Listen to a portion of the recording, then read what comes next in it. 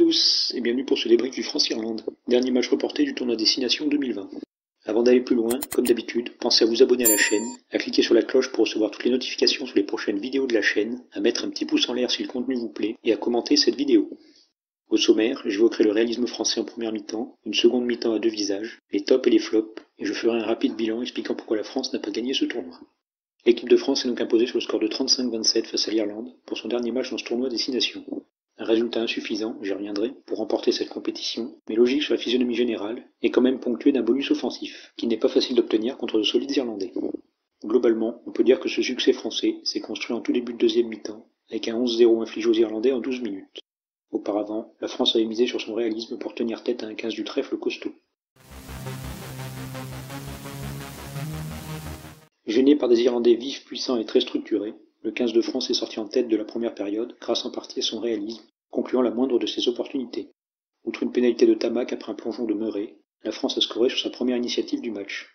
Après une chandelle de Dupont, Ratez parvient à claquer le ballon en arrière. Marchand crée un point de fixation, Leroux également. La sortie de Dupont pour Tamac puis Boutier, qui fait un bon crochet et sert Ficou sur son aile. Celui-ci accélère et déborde le pilier droit porteur, puis le 9 Conor Murray. Il fixe le 14 Conway, étrangement loin de la ligne d'avantage, et sert Dupont, que Stockdale, mal placé lui aussi, ne peut rattraper. Sur sa deuxième grosse séquence de jeu, la France trouvera aussi l'ouverture. Après une belle charge d'Eldrit, Dupont trouve une mini-faille, s'y engouffre et sert Leroux qui poursuit le mouvement avec Vincent. Une nouvelle charge d'Awas, puis une belle libération pour Baye, le relais de Vakatawa sur un pas pour Ratez, qui fait un coup de pied rasant. Stockdale le cafouille, Cross suit au pied et se fait plaquer sans ballon par la troisième ligne Doris. Aucune couverture irlandaise et un ballon ralentissant, l'essai était assuré pour Cross. Et cette pénalité est carton jaune logique donc. Côté irlandais, on a été nettement moins réaliste dans cette première mi-temps. Le 15 de trèfle a eu beaucoup de ballons et a profité de l'irrégularité des Bleus dans les duels aériens et des nombreuses pénalités concédées par les Français. Mais il a pâti également d'une décision litigieuse de Barnes, des efforts français et d'une certaine forme de prétention.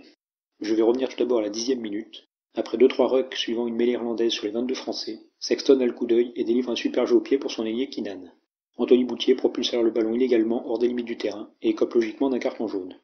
Je n'ai en revanche pas compris pourquoi l'arbitre n'a pas accordé un essai de pénalité aux Irlandais. Sans l'action de Boutier, le ballon retombait dans les mains de l'ailier irlandais, qui n'avait plus qu'à aplatir 2 cm devant lui dans l'embut. Ficou avait certes sur lui, mais était trop loin pour l'empêcher de scorer selon moi. Ça n'a pas été l'avis de M. Barnes, qui a jugé Ficou trop près de Keenan pour que ce dernier soit certain de marquer. Suite à cette action, les Irlandais prennent la pénale touche à 5 mètres de l'embut, dans l'optique de créer un ballon porté victorieux. Ils vont se heurter à l'une des grosses performances défensives des Bleus dans ce match, à savoir l'organisation et le combat face au groupé pénétrant adverse. Par 2 fois, à 5 mètres de leur ligne d'essai, les tricolores les contreront, d'abord en les repoussant vers la touche, puis en les stoppant net juste avant la mi-temps, quand les Irlandais tentaient de prendre l'avantage au score, eux qui devaient gagner avec au moins 7 points d'écart pour remporter le tournoi. Cette action est aussi intéressante car les Irlandais ont été prétentieux à ce moment-là du match, optant pour la pénale touche, alors qu'on était dans les arrêts de jeu du premier acte, et que les 3 points étaient faciles, et les auraient ramenés à une petite unité de la France. Résultat, outre l'échec du ballon porté, le 15 du trèfle se fera pénaliser au sol, au grand désarroi de Sexton, à l'origine de la décision de ne pas prendre les points. L'arbitre sanctionne ici un plongeon irlandais évident sur le côté. Auparavant, il aurait pu pénaliser Cretin sur le contest au sol, mais Cretin a été intelligent. Il a arrêté son contest lorsqu'il a perdu ses appuis, son genou étant au sol et ses mains à terre. Il n'était donc pas fautif, et aurait dû être déblayé dans les règles. L'Irlande a donc dû se contenter de 2 pénalités de Sexton, suite à des fautes de Leroux et Villemc, et un essai dans leur style habituel, suite à un enchaînement de pick and go. C'est le pilier gauche Kian Healy qui marque pour sa 100e sélection. On remarquera quelques secondes avant une entrée sur le côté du talonneur irlandais Earing, pas sanctionné. En bilan, les Bleus s'en sortent bien dans cette première mi-temps, en menant de 4 points alors que les Irlandais ont été plus dominateurs et entreprenants.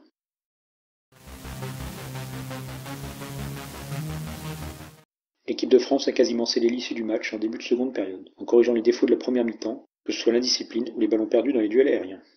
Un renvoi capté par Olivon, 10 phases de jeu irlandaises sans que les Bleus se mettent à la faute. La France a obligé Sexton à un jeu au pied peu précis, rendant le ballon à Boutier, qui donne de l'oxygène à son équipe.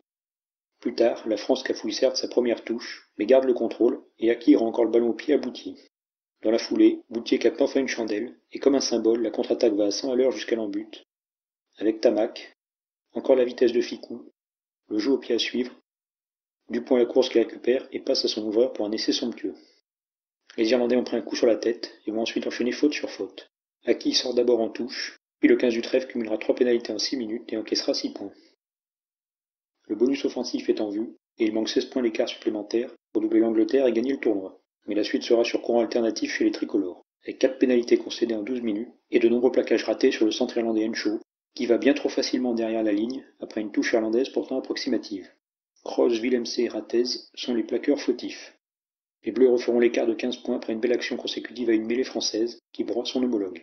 L'avantage est joué, et après une double percussion de Vincent et Aldrit, Ntamak voit bien qu'il n'y a pas de second rideau, et tape un coup de pied parfait pour lui-même. Crochet de Stockdale, et serve à Katawa pour laisser du bonus imparable. La victoire est assurée, mais les 31 points d'écart n'y seront pas.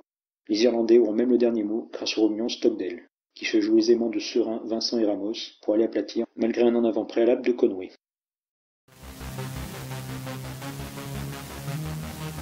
Mon homme du match est Romain Ntamak, ciblé toute la partie par les attaquants irlandais, mais impérial en défense avec 11 plaquages. Offensivement, il marque le 3e essai et fait tout le boulot sur le 4e.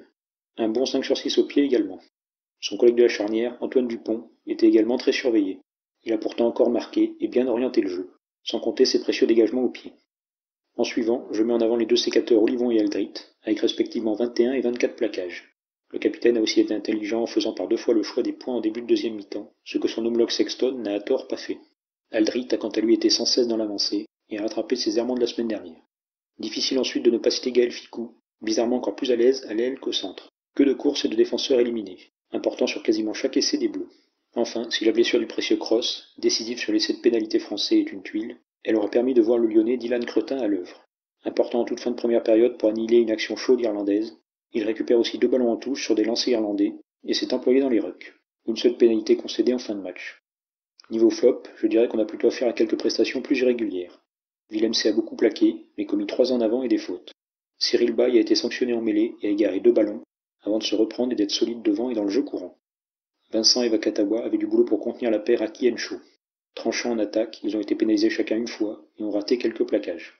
Boutier demeure sur courant alternatif dans le jeu aérien, et son geste amenant le carton jaune était aussi évitable qu'il aurait pu être plus lourd de conséquences au score.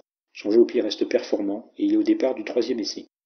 Ratez claque un ballon complexe au départ du premier essai, et signe un bon coup de pied sur le 2e.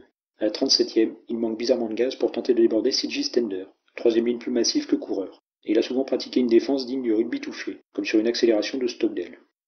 En première ligne, Marchand et Awas ont été assez discrets, hormis un grattage et 2-3 charges. La première ligne remplaçante a fait le job en mêlée, moins dans le jeu courant. Gros se ratant en défense, Chat n'ayant pas le même apport que dans son club du Racing 92, et Bamba se montrant aussi actif que maladroit à la main et imprécis dans les rucks. 4 victoires en 5 matchs, dont 2 avec bonus offensif, et pourtant la France finit 2e pour 23 points de différence avec les Anglais. Hormis au Pays de Galles où ils ont réalisé un match plein, les tricolores ont à chaque fois laissé quelques plumes à cause d'errements divers et variés. Il y a bien sûr ce point de bonus défensif, bêtement donné au rival anglais sur une erreur d'appréciation de Dupont, qui tape le ballon directement hors des limites, alors que le temps n'était pas tout à fait fini. Ce serait toutefois très réducteur et cruel de cibler Dupont, par ailleurs excellent et souvent décisif dans ce tournoi. Je rappellerai que la France a concédé 2 essais trop faciles contre l'Irlande, ce qui a considérablement baissé la différence de points des Bleus à l'arrivée. Le match en Écosse laisse aussi un goût amer, entre le carton rouge idiot d'Awas, les fautes de défense, et au moins 6 grosses séquences offensives, avortées par des erreurs grossières. Je vous invite à aller voir mon débrief à ce sujet. Enfin, comment ne pas évoquer le match contre l'Italie? Si on fait le bilan des rencontres italiennes dans ce tournoi, on constate 2 détails majeurs. Alors qu'on joue à domicile, nous sommes l'équipe qui a obtenu le plus faible écart de points face aux Transalpins, et qui avons encaissé le plus de points de la part de la Squadra Azzurra, avec notamment 2 essais consécutifs à de gros ratés défensifs, sur l'essai de Minozzi et celui de Bellini. Pour résumer, on donne un point, on en égare un, et on lâche facilement un différentiel de 26 points. Preuve que cette équipe de France, assez séduisante globalement, doit encore progresser sur les petits détails pour pouvoir gagner un tournoi. Merci à tous d'avoir regardé cette vidéo. Si elle vous a plu, merci de mettre un petit pouce en l'air. N'hésitez pas non plus à laisser vos remarques dans la rubrique commentaires. Pensez à vous abonner à la chaîne et à activer les notifications en cliquant sur la cloche. Vous ne raterez rien des prochains contenus. À bientôt!